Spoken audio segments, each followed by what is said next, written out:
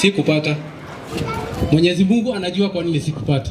Mimi sikulalamika kwa sababu haikuwa yangu. Lakini raundi hii mimi naona inakuja.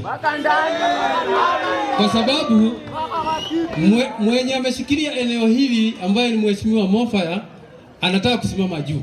Kwa hivyo ameniondokea.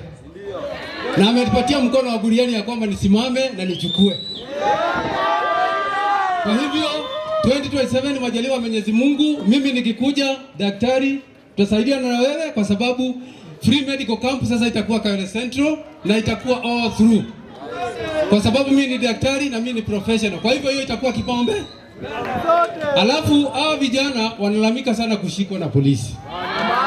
Polisi kidogo sikiza. Sikiza kwanza. Sikiza statement kwanza. Wacha kupiga makofi kwanza. Sawa? Mimi sitawahi laumu polisi wakiwashika. Mimi nitalaumu viongozi ambao wako.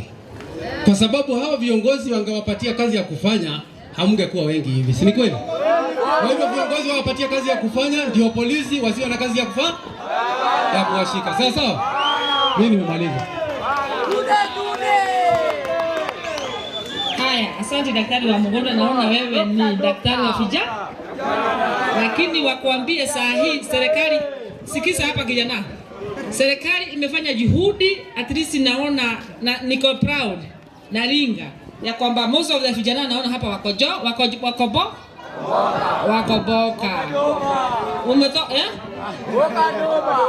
Tunafurahi wako kasi. At least naona hata wameng'aa wako sawa. Si ndio hiyo? Wakati kitu kimetendeka mnasema ni kimetendeka na ni kizuri. Lakini museme mnataka hiyo ingine. Lakini at least saa hii mko na kitu mmeshika kwa mikono. Tuelewane hiyo.